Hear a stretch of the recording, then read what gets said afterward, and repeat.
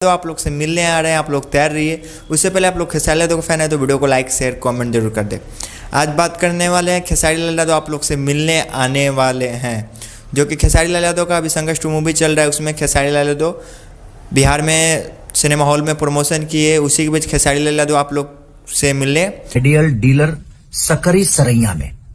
तो आप आइए अपने परिवार के साथ और अपना प्यार आशीर्वाद स्नेह देते रहिए। शाम को 5 बजे 28 अक्टूबर को 2023 आप सबके साथ रहूंगा। मैं आप लोग बता दूं खेसारी लाल यादव मुजफ्फरपुर में पहुंचने वाले हैं, जो कि खेसारी लाल यादव टाटा मोटर्स का गाड़ी है उसका लॉन्चिंग करने के लिए खेसारी लाल यादव को बुलाया गया है। तो आप लोग भी अपने फैमिली के साथ और खुद आप लोग आए खेसारी लाल यादव से मिलने के लिए, जो कि खेसारी लाल यादव 28 अक्टूबर को शाम 5 बजे मुजफ्फरपुर सकड़ी सरैया में आने वाला है। मिलते हैं अगले टॉपिक के साथ, तब तक के लिए धन्यवाद, बाय। को शेड ठोक दीजिए, महाकाल का ठोक लीजिए, 5000 लौटे दिख जाना चाहिए।